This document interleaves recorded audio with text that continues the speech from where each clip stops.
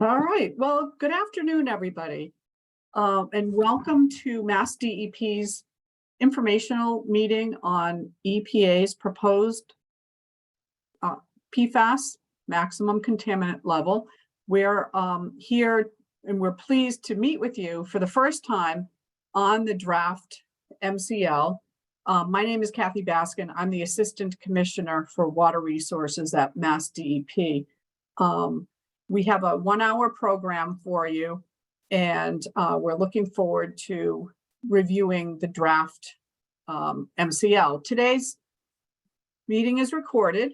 Hopefully you saw that as you came in. And questions from today's briefing will be compiled in a Q&A document that we'll post online.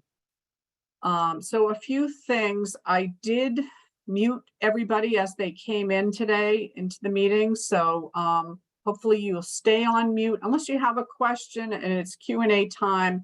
At that point, I would say what you should do is raise your hand, and there's a, hopefully you're familiar with the feature to raise your hand, or you can drop a message into the chat and let us know that you're interested in asking a question or giving a comment. If you have any technical problems, you can leave the meeting and rejoin or email a technical contact here. If you can feel free to email me at kathleen.baskin@mass.gov, and I'm happy to help you get the assistance you need. So background on what we're talking about today. On March 14th, 2023, EPA released its proposed national primary drinking water regulations for PFOA, PFAS, and a mixture of 4 other PFAS contaminants. MassDEP applauds EPA for releasing the proposed drinking water regulations for these 6 PFAS, and we will continue to evaluate the impacts of these new draft values as EPA works toward a final value. As you know, as public water systems, you know that in October 2020, MassDEP established some of the strictest PFAS standards in the country with our own maximum contaminant level of 20 parts per trillion for a sum of 6 PFAS compounds. And since then, all of the Massachusetts public water suppliers have tested their drinking water supplies for PFAS, and MassDEP continues to work with the water systems that have been impacted by these contaminants by providing technical and financial assistance. We're committed to continuing our nation-leading efforts to combat PFAS contamination in public drinking water, private wells, and other sources of exposure, and we'll continue to provide the funding and technical assistance to water systems working to address PFAS contamination. So in today's hour-long briefing, MassDEP will present to you an overview of EPA's proposed rule, inform you about what MassDEP is doing in response to its release, review the potential impacts to Massachusetts public water suppliers if the rule becomes final, and provide guidance and recommendations on next steps as you are, the public water suppliers move forward. So thank you as always for your continued efforts to provide safe drinking water to Massachusetts residents, and for your interest in attending this briefing today. We look forward to continue working with you to address these emerging contaminants. I'd like to introduce to you Yvette DePisa, who's the director of our drinking water program. She's going to review the agenda today, and she'll be introducing the presenters. So Yvette. Thank you, Kathy. Good afternoon, everyone.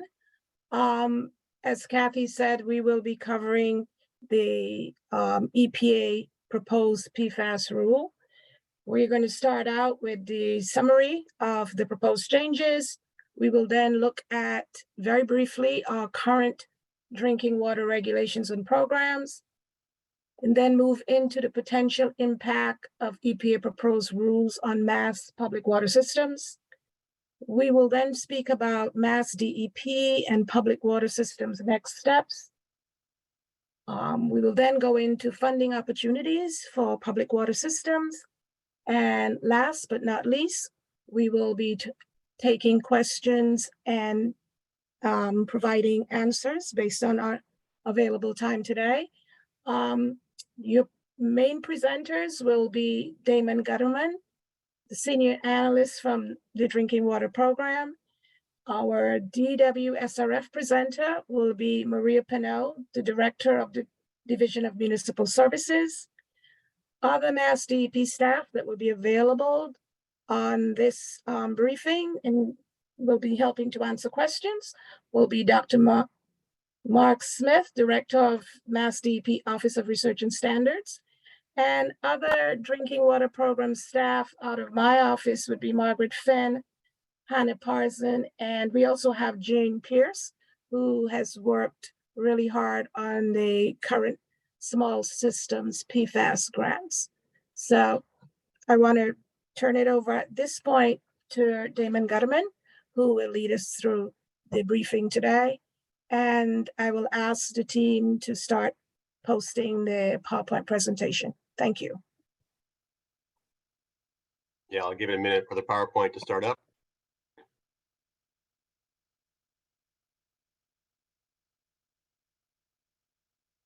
All right, good to go.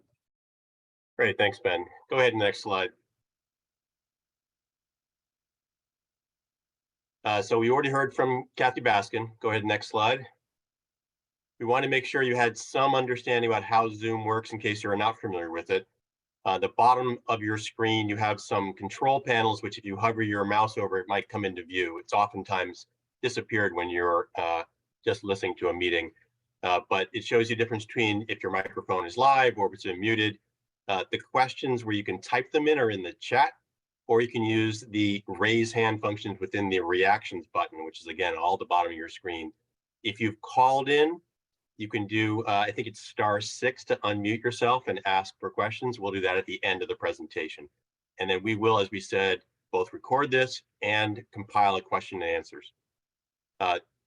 Ben's email is posted here briefly, but Kathy also suggested you can email her if you want, if you have questions during the presentation that are technical in nature, like you're being kicked out, you can't hear, or something of that nature. Next slide, please.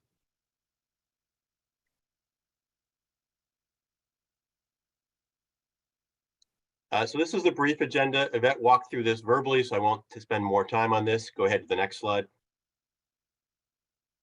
All right, so here's where we start talking about what EPA has proposed.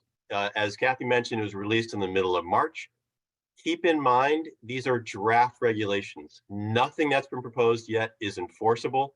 It doesn't change the state regulation that we've already promulgated, and EPA will have to obtain public comment, review that comment, react to it, and then publish a final rule before any of this becomes regulations that must be followed. Typically, even when they do that, you've got a couple years before the rule becomes final. EPA's proposal is only applicable to community and non-transient, non-community public water systems. They don't cover transient non-communities at all. The official version was published at the end of March in the Federal Register. That starts the clock for a 60-day public comment period. That means if you intend to comment or anyone else wants to comment, it must be submitted to EPA by May 30th, 2023. EPA does expect to finalize this proposal in the end of this calendar year. Next slide.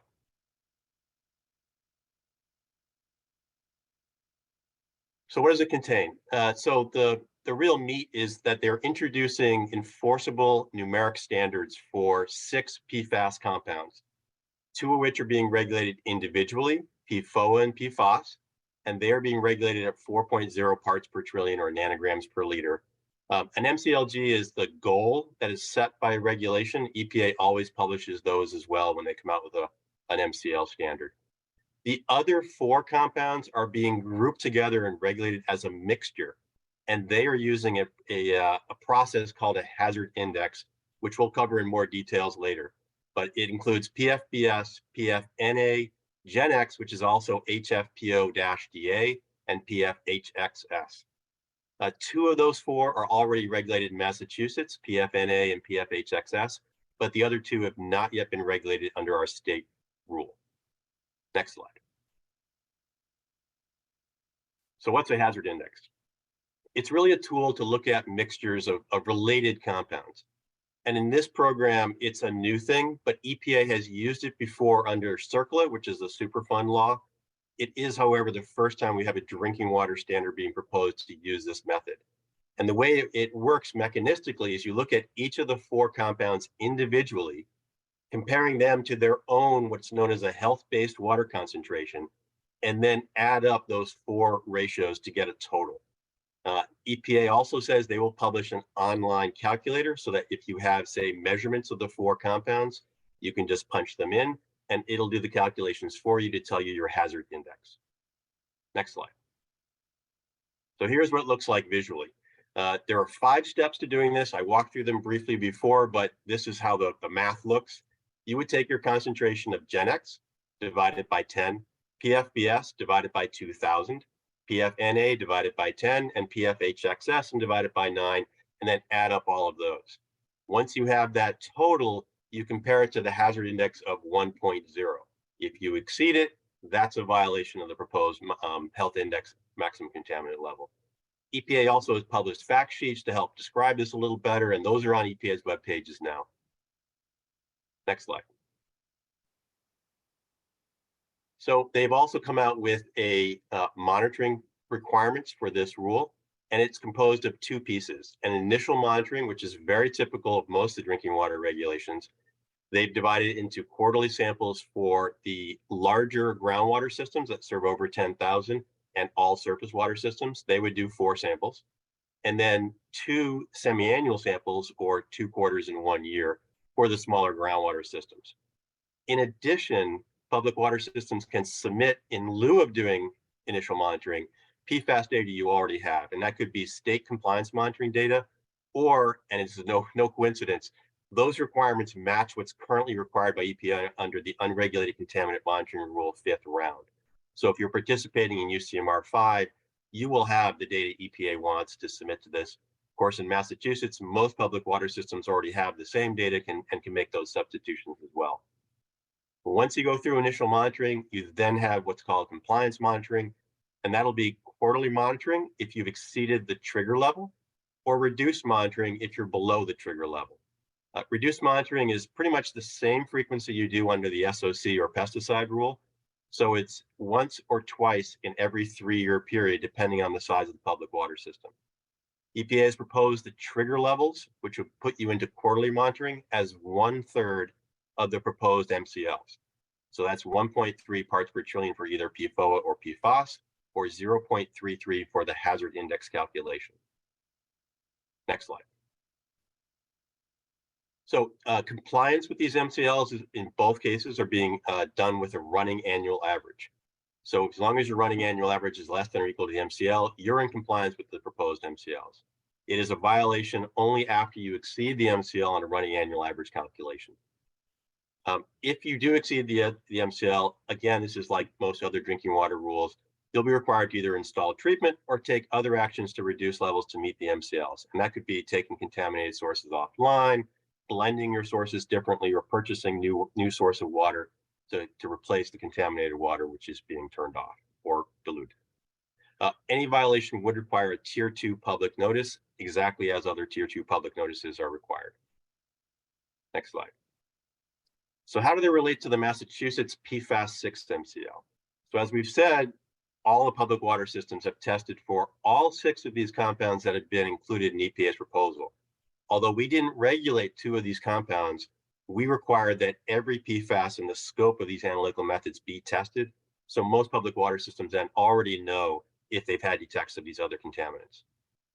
Our MCL is a sum of 6 PFAS, not the same 6 that EPA is regulating here, at 20 parts per trillion. 2 of them, PFHPA and PFDA, are in the Massachusetts standard and are not in the EPA proposed regulation. EPA's proposed regulation, on the other hand, includes both GenX, which is HFPODA, and PFBS, which are not in the Massachusetts standard. So there'll be some comparisons we'll have to do in Massachusetts to figure out what we're going to do moving forward should EPA finalize this rule. And again, in Massachusetts, we use a quarterly average, so a shorter period of time to conduct compliance calculations on our PFAS-6 MCL. So again, we'll have to look at how that compares to EPA's process.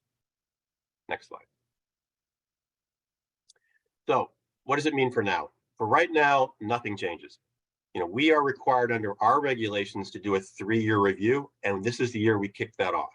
Our regulations were promulgated at the end of 2020. So by the end of 2023, this is the reg language we're showing you here. We will look at all the relevant developments in science, assessment and regulation of PFAS in drinking water, and that includes EPA's proposal. Since we expect EPA to finalize this rule this year, it'll include hopefully the final EPA regulation. You should know that if EPA finalizes a regulation, every state that runs the drinking water programs are required to be at least as stringent as the final EPA rule. So for instance, right now in Massachusetts, you can have PFOA and PFAS up to 20 parts per trillion. If EPA finalizes this, we would not allow that standard anymore. However, as I said earlier, you typically have about 2 years after EPA finalizes the regulation before it becomes effective for compliance.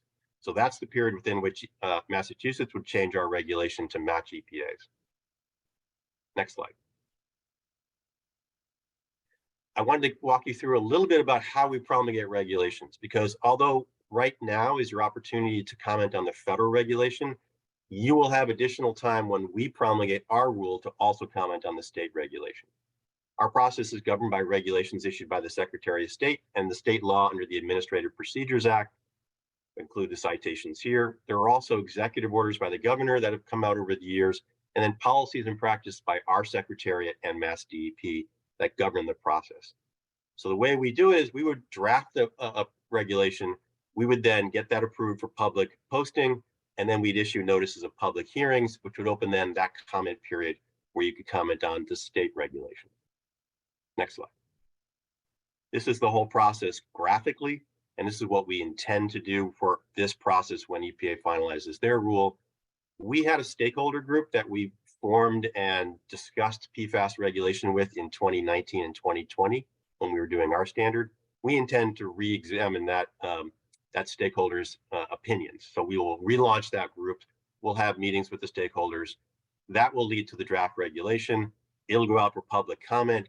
There's some mandatory delay between the posting and when we actually then tell other agencies about it, so they get time to comment on it. The public hearing comes out. We have another 2 weeks after it's been officially published in the Mass Register. It'll be in newspapers that will be public hearings. And then a week after those notices go out will be the first opportunity for us to actually hold a public hearing. Likely we would hold a combination of virtual and/or in-person meetings to allow for the broadest input of public comment. Once we complete the whole process, we close the comment period, we review those comments, respond to them, and then finalize and promulgate a regulation. So this is pretty standard. It won't change in this case. We're just letting you know what comes later. Next slide. So we wanted to talk a little bit about what we currently know about public water systems and how they've reacted and measured PFAS in their drinking water against the standards. So what we show on the left-hand side are the different types of public water systems: community, non-transient, non-community, and transient non-community. Recall that EPA's proposal doesn't cover transient non-communities. Our MCLs did not as well, but the rule required them to take a measurement to see if they had PFAS in their water. So there were 1,417 different systems in Massachusetts that had their own source of water that had to conduct testing. We showed about 170 of them actually had one or more samples over the state MCL, and we show the percentages in the next column. Since then, we've been able to reduce those numbers down, either taking sources offline or installing treatment, and we're down to the current numbers you see in the next to last column with the current percentages in the last column. So about 6% of public water systems in Massachusetts are still over the state standard and are working towards permanent solutions. Next slide. So what we did is we looked at EPA's proposal, looked it against the current set of data which we had comprehensively across the entire state to see what we would estimate to be the change in systems that now would have to do something due to the proposed much lower EPA standards. So as I said in the last slide, we have 49 systems that are over the MCL now. Another 149 of those are expected to be over EPA's MCL should it be final. So the total number of systems that would be over EPA's MCL are 198, or almost 30% of the systems in Massachusetts. And this covers both the two individual MCLs for PFOA and PFOS and the combined MCL for the 4 compounds under the hazard index. Next slide.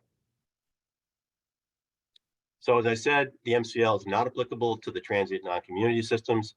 What we've done in Massachusetts is, with that one required sample, we've done some additional health assessments led by the Office of Research and Standards here at MassDEP to see whether or not the PFAS that were found at TNCs could have a health effect on the types of consumers and the exposures that they get at those TNCs.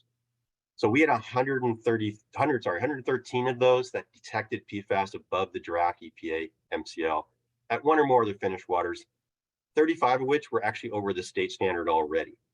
So what we are going to do is reevaluate some of these TNCs that had already been told whether or not their level of PFAS was a concern, and then we'll communicate with them directly to see if their levels would be a concern over the EPA standard. Next slide. So some of the questions we've been asked about are, well, what about the other PFAS that we're looking at, and what are we going to know about the ones that EPA is deciding not to regulate? As I said, the laboratories that have been doing testing in Massachusetts had to go down to 2 parts per trillion for the PFAS 6, but they also had to measure all the other PFAS. So we have this data to look at. We looked at the PFOA and PFOS data that are above the detection that we've required at 2 parts per trillion, but below EPA's 4 parts per trillion. And the good news is that there's 317 of them that are in that very low level range. So likely there's not immediate action here, but we'll probably be contacting these just to discuss whether or not their results have been varying, or if they need to do anything, and to just get a sense of, what they might have to do once EPA standard is finalized. When we consider our review of the existing MCL, we will make a decision about what to do for PFHPA and PFDA, which are currently in the state standard, but are not in the EPA proposal. And to give you a sense of what we've seen out there, PFHPA is seen in a fair number of public water systems over the 2 part per trillion MRL. PFDA is not seen very often. We only had 6 public water systems that detected it. So again, probably not as big an issue as PFHPA. Next slide. So if you recall, we had money to actually sample private wells in Massachusetts to get a sense of PFAS contamination across the state, principally in communities that are not served by public water system. We sampled a little bit under 1,700 private wells. 257 of those wells actually detected PFAS above the draft EPA MCLs. So we're going to contact those owners that participated in our program to inform them of how their results compare to EPA's new proposal, so that if they, in fact, did not take action under the first round of sampling, they may want to consider doing so now based on the new information. Next slide. So what are we doing as an agency? Well, as I said, we're going to evaluate all the draft EPA MCLs, consider them as part of our 3-year review of the state MCLs, and then make a decision later this year on how to move forward. We've mentioned that we have data across the whole state, so we're in a good position to know what the impact of EPA's proposal will be. And then together with the Clean Water Trust, which is our state revolving fund bank, we've already invested more than $149 million to help communities deal with PFAS contamination. Because EPA's proposal has come out right when we were evaluating and receiving monitoring waiver applications, we decided to put that program on hold. The significant lowering of a proposed standard will affect a lot of these application decisions. So we're going to park those applications for the moment and reevaluate them when the rule is final.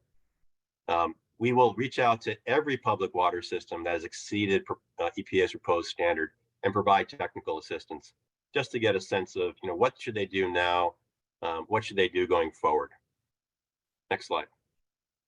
They kind of fall into 3 categories. So public water systems that are already over the state standards, we've already told you to take action. We're already working with you to take action, so that should continue.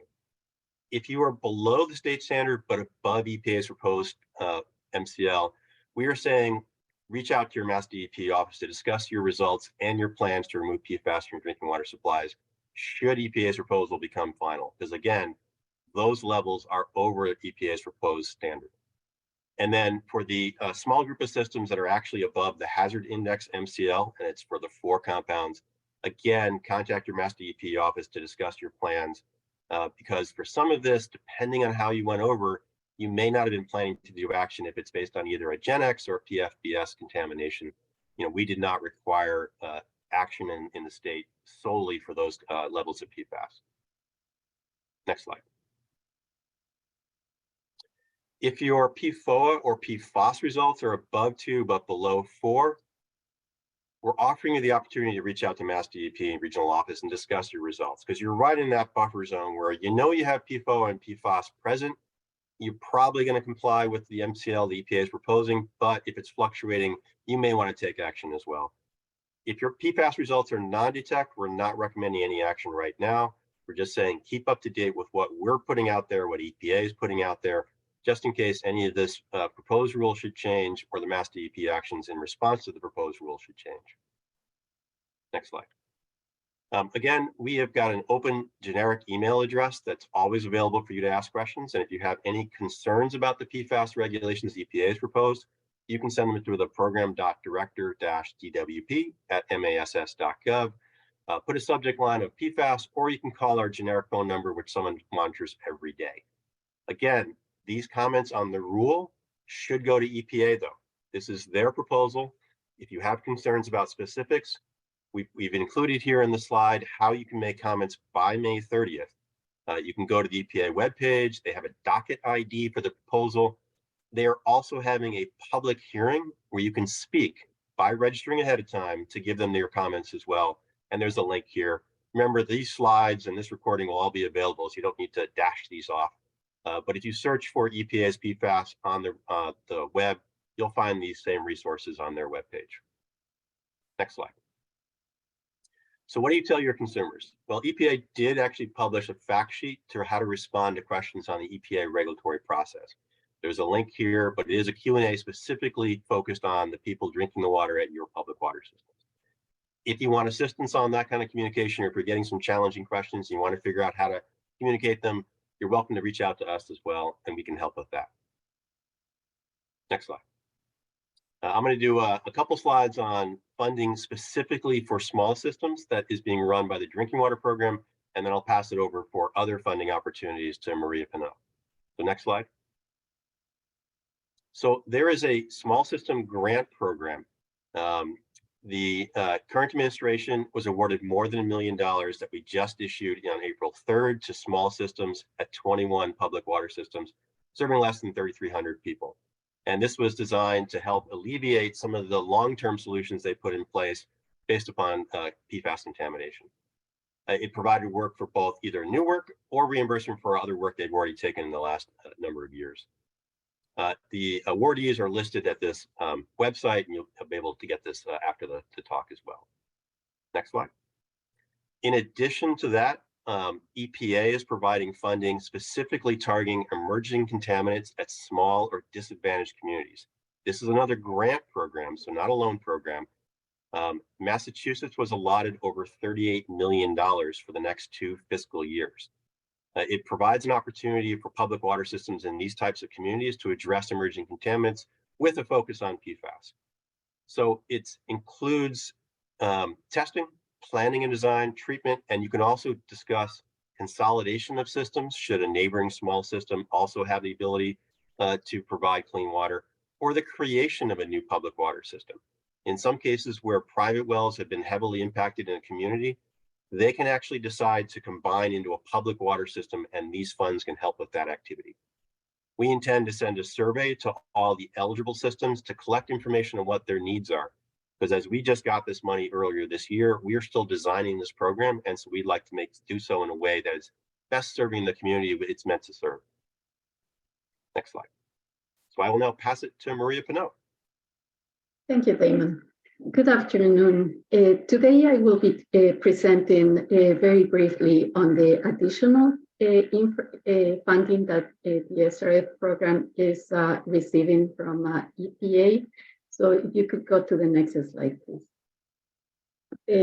President Biden signed into law the $1.2 trillion investment, Infrastructure Investment and Jobs Act in 2021. This is also known as the Bipartisan Infrastructure Law, or BIL for short. This funding provides supplemental funding for the clean water and the drinking water state revolving fund programs. And this is in addition to the annual capitalization grants that we already received. The funding is available for a period of over 5 years, starting in 2022 through 2026. And the funding expands the program's capacity for loans, but most importantly, for added principal forgiveness, in addition to the forgiveness that we already offer for disadvantaged communities. And the funding is for the projects that are already eligible for SRF financing. Next slide, please. So drinking water SRF has 3 additional supplemental grants to fund the program.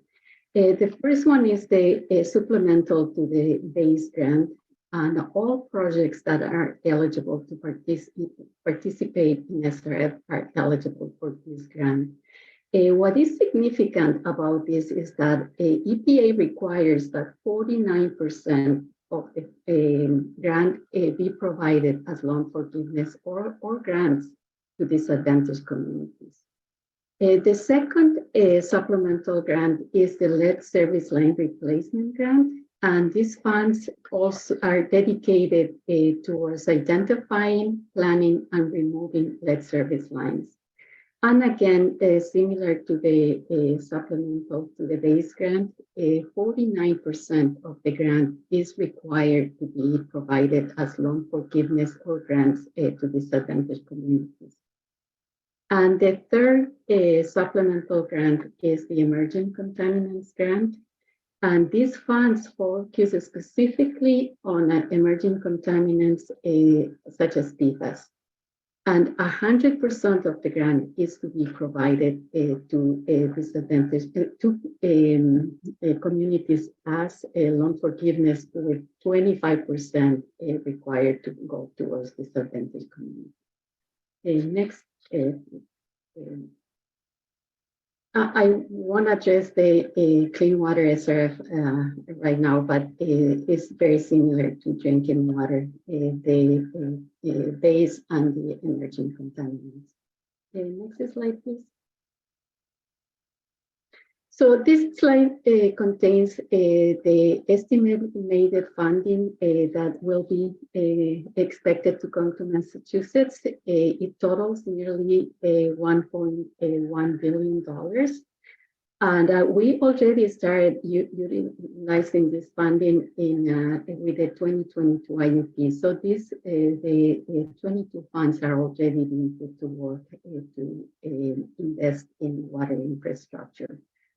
And the remaining figures are what's estimated based on preliminary figures. Next slide, please. So EPA just released last week the allotments for calendar year 2023. And unfortunately, the funding has been reduced because EPA used the results of the latest drinking water infrastructure needs survey, that an assessment that we just completed. And the base grant and all the BIL grants are affected by this survey, and this will be going forward. For the drinking water service line replacement grant, it actually was a bigger impact because EPA used a different formula that was based on the estimated number of service lines. And Massachusetts, compared to other states, because we have already made a lot of progress in identifying and removing service lines, the need wasn't as great as other states, so it went down by nearly 50%. We were expecting to receive $65 million over 5 years, and now it looks like we'll be receiving close to 34 million. So this will definitely be an impact to the program, but we're still evaluating what this means going forward. Next slide, please. This figure depicts the state revolving fund loan application process, and it starts with the project solicitation that occurs at the beginning of the summer. This year, we will issue the project solicitation on June 5th, and to access the supplemental funding or any SRF funding, participation in the program is required, and all public water suppliers are eligible to participate.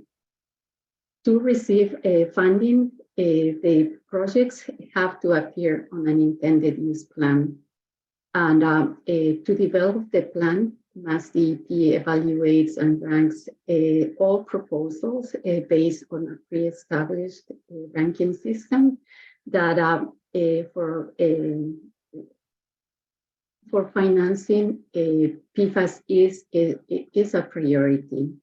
And as an example, the draft IUP that we had for 2023 indicates that we have a substantial investment in PFAS remediation projects. Out of the 39 new construction projects, 24 were for PFAS. Another priority is the lead service line replacement. 6 of the 39 new projects are for lead service lines. So once the final IUP is developed, then the project borrowers can proceed to submit the applications. And a key deadline in this proposed in this timeline is the loan is the June 30th deadline to secure approval to borrow at town meeting, because without this okay at town meeting, communities, public water suppliers cannot submit an application for an SRF loan. This entire process takes between 18 months to 2 years. So it is very, very important that a consideration be given to start the planning aspect as soon as possible to be able to access BIL funding. The last opportunity would be with the intended use plan for 2026, and the project solicitation will go out in June 2025. So please keep that in mind. Next slide, please.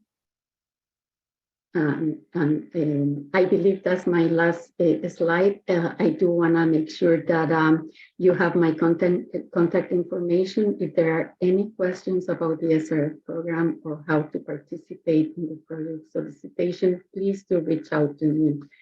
I also want to give you a great news that just a few minutes ago, we have published the final 2023 intended use plan.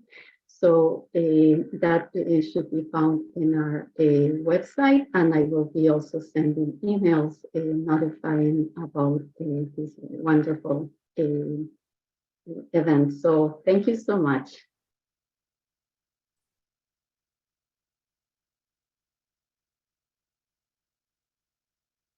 Thanks. We had one final slide, just making sure you knew who the regional PFAS contacts were in each of their 4 offices, both the name and then an email address for these individuals, and it'll be part of the slide deck you'll have later. And then, as I said earlier, we will compile a Q&A document. I've been trying to answer some of them in the chat while we were speaking. We'll finalize anything we haven't done by the end of the day today, and hopefully we'll get that posted shortly. Again, if you have other questions, you can email them to the drinking water program or call us at our generic number. And I think that actually now opens it up to the open Q&A session. So I'd remind you that if you want to put another question in the chat, we'll try to answer those. If you want to speak a question, go down to the bottom of your screen. Under the reactions, you can do a raised hand, and we'll try to recognize people in the order that they raise their hands for their questions. Okay. Thank you, Damon. I'll be the, I can read the questions off to folks. And I will acknowledge that the sound quality was very difficult on Maria's presentation. We are recording this, and hopefully that recording will help you listen again, or if you have any questions, you can feel free to reach out to Maria. So I saw that you answered some of the questions, Damon, but I think I'll just repeat them. And, you know, some people are on the phone and they can't see the chat. So we'll see how far we can get. And of course, we are going to publish these online. So we'll get to these questions as well as any others that you send to the drinking water program. So the first question is, are results below the MRL/PQL 0 for purposes of calculating the hazard index? Yeah, and so I would believe so. EPA has put out a couple of fact sheets and Q&As that are on their webpage, and they did use an example of results below the PQL for the running annual averages for PFOA and PFOS, and did show that if you were below the PQL, a 0 was substituted. They don't have an example of a hazard index calculation, so we can't be certain, but we'll see if we can get a better answer on that one. Great, thank you. Is the RAA calculated per source or per treatment plant? Yep, so it's being proposed to be calculated by entry point, which would be then treatment plant if you have one, or if you're just blending sources, it'd be that combined blend entry point. All right, next question. Does a single sample above the trigger level prevent you from reduced monitoring, or is it the average over 4 quarters similar to the MCL calculation? So EPA's language is a little bit unclear on this. It does seem to imply that all your results have to be below the trigger level, but again, we'll need to confirm that. Another question. And Jen, I see your hand up. I'm just running through the ones that landed in the chat first, and then we'll get to you. With the aggressiveness of the new administration on PFAS as a whole, is there any indication that they will go even more stringent than the proposed? So it would be difficult to do so. As you've heard, they've set the MCL at the practical quantitation limits. That's as low as laboratories are believed to be able to quantify the 2 PFAS in their regulation. So I don't think it would be easy to do so, and I wouldn't expect it. Has there been any thought to sampling raw water opposed to just treated or finished to know where the contamination is coming from for certain? Or do you think that this should be left up to each system? So if you're familiar with the Mass regulation, we did actually require raw water sampling in some cases. And then we have the authority to require raw water cases sampling in other cases where we think it's appropriate, and we've been doing so. So that's typically how we would implement a rule of this nature in Massachusetts, because it's just, like you said, it's important to know where the PFAS is coming from when you have multiple sources feeding a certain entry point. We have a question about the PowerPoint. Will it be made available for meeting attendees? We can certainly put it on our website and along with the recording. So we can make it available to everybody, yes.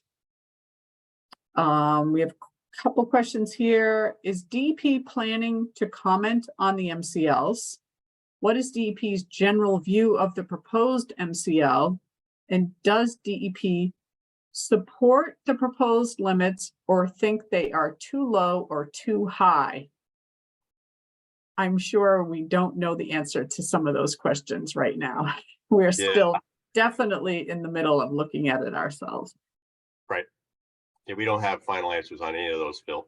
Yeah, we are considering a comment letter, but we may also do that with a collective that comments. So we haven't decided yet how we will do that. Okay, let's see. Why don't we jump over to Jennifer Peterson, and then we'll come back to the chat. Thanks, Kathy. I actually have a couple questions, maybe one that Damon or Mark Smith might answer, and then I have one for Maria. So on this idea of the hazard index and comparing to health-based water concentrations, so the EPA has health advisories or interim health advisories for 4 of those 6, but I don't believe they have them for PFNA or PFHXS. So where are we getting these health-based concentrations for those 2 from? Do you know?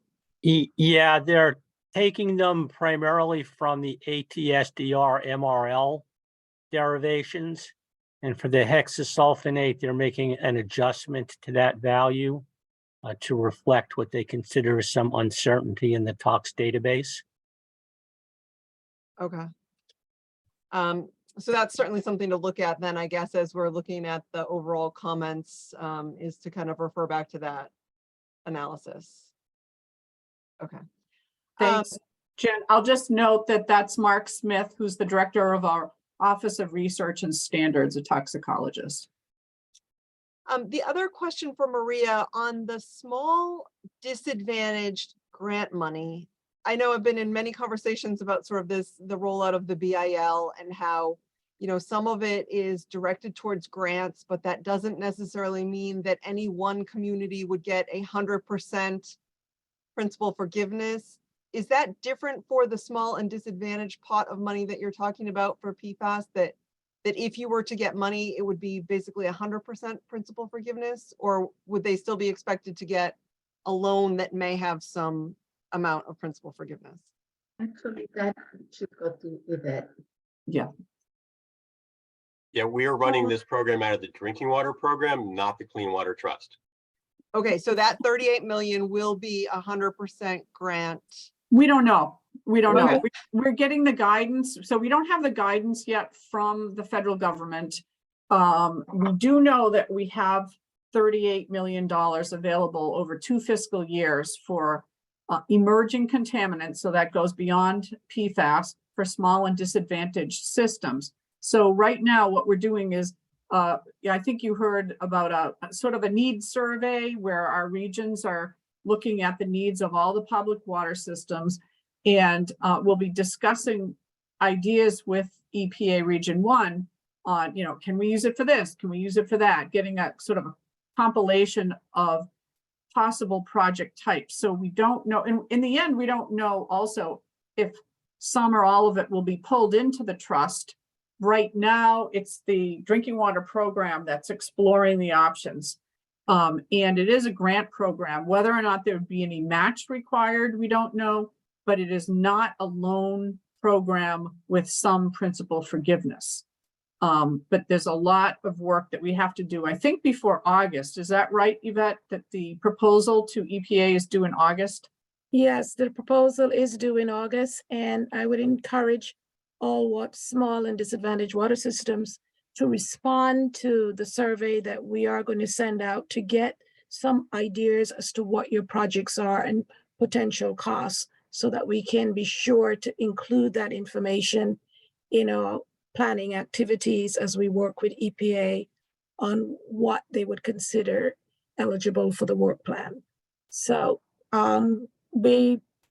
it's quick time frame, but we have enough time to send out a survey, get the information back, and use that as we work on developing a work plan with EPA and Maria's group as well in the Clean Water Trust. Maybe not quite sure how that works out, but we're in the development stage. That's right. And we may look at technical assistance as well as direct grants to help the communities move through the projects. You know, even with the funding, they still may need some help.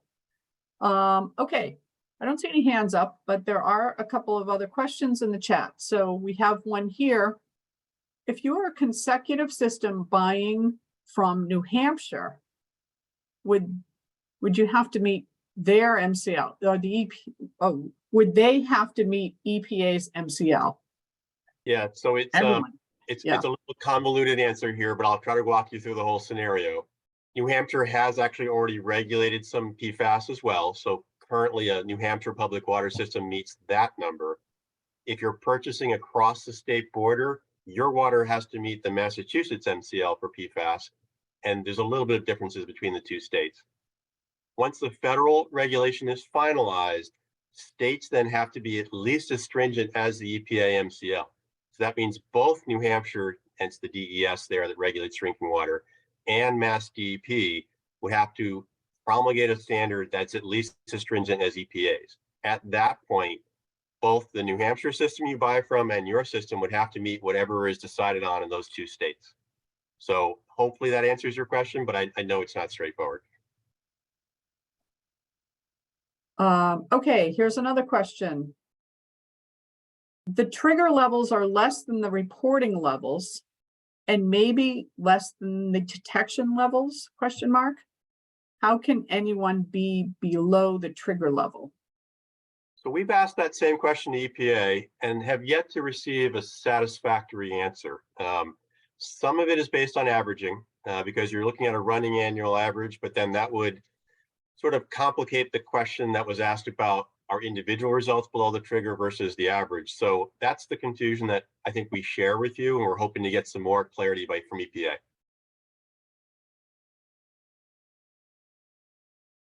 Okay, any other questions? We can open it up. Oh, I see one just came in. Are there, let's see, are any changes proposed for sampling / testing for 100% served consecutive systems?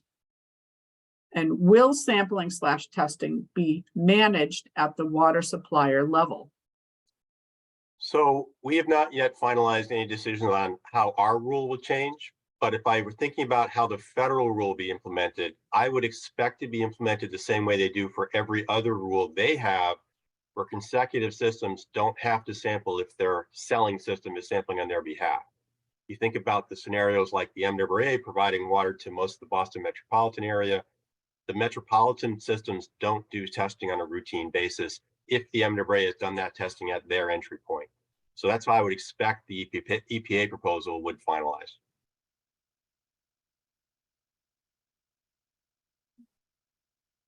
Okay, would anybody like to unmute? Oh, yes, Jennifer, I see your hand is up. Not a question, but I guess a comment. So Mass Waterworks, as are many other folks, writing to EPA to ask for an extension of the public comment period. And so hopefully that will be granted, given that there's a large volume of information to get through to be able to appropriately comment.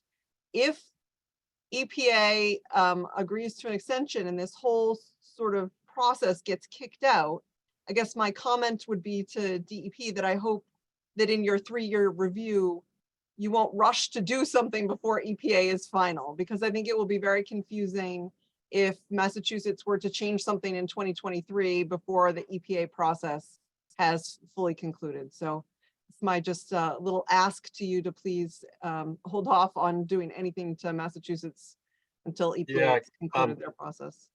Keep in mind, when EPA offers extensions, they typically only offer 30 more days. So it's not necessarily something where we'll see a significant change in the comment period, but yeah, thank you. Couple more questions in the chat.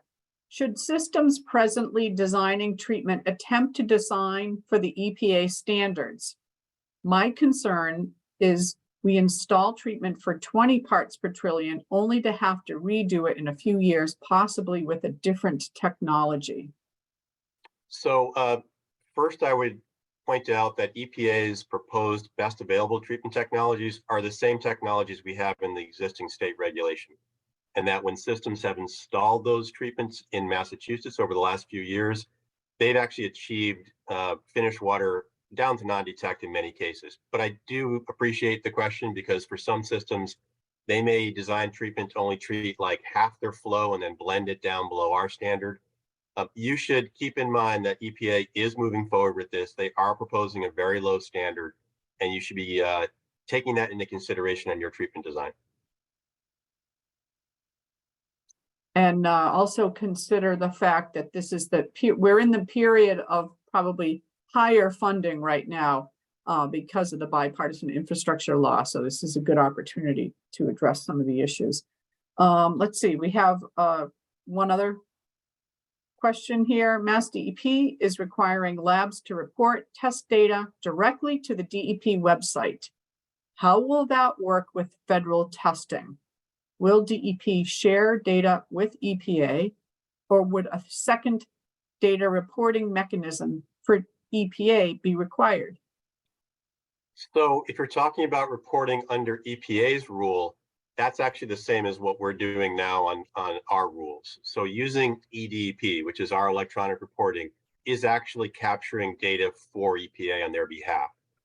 We run all the other drinking water rules like trihalomethanes, HAA5s, VOCs, SOCs, IOCs, and capturing that data is how we meet EPA's expectation. So there wouldn't be a second reporting in that case. Under the UCMR 5 program that's running right now, there is actually separate reporting required to EPA directly from the labs that are doing that analysis. And we've done some surveying and asking questions among the labs if they are able to do what we're calling a dual purpose sample. So a sample that's collected and analyzed to meet both a UCMR 5 obligation and the state monitoring requirement. Most of the lab says it'll probably be challenging to do that, but one lab said they're willing to look into it. So I would strongly suggest you do talk to your labs to see if you can get a UCMR 5 sample done at the same time you're doing a MassDEP required sample, and kind of save some money by reporting that 2 different ways, but analyzing it once. So that's sort of the hopefully covers all the question there. Great. Thank you, Damon. And I want to say thank you, everybody who joined MassDEP today.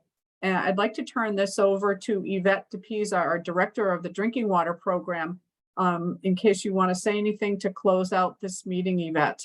There was one other question on Oh, was there? finances. I'm sorry. Sorry, Todd Melanson had a question on financing. Oh, operations. yes. Okay, we can probably take that one question. Sorry, Todd. With treatment construction costs roughly $10 to $20 million per plant and media change out costs per vessels currently in the range of $300,000, does MassDEP think that there will be enough financial aid available through grants or Clean Water Trust for construction? Is there any considering funding assistance for operations?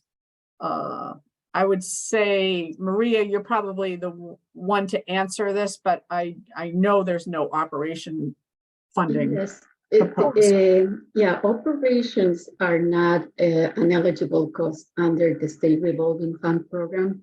The construction, however, it can be financed by participating in the program through the annual project solicitation. And as I mentioned, for 2023, most of the IUP is going towards projects that are remediating PFAS from drinking water. So it is a high priority. Thank you. Thanks, Maria. There was one other question for you. Can you confirm if folks looking at PFAS design funding can apply at any time? Yes. Now that the final IUP has been published, we are accepting applications for PFAS design and planning projects, as well as lead service line planning and construction.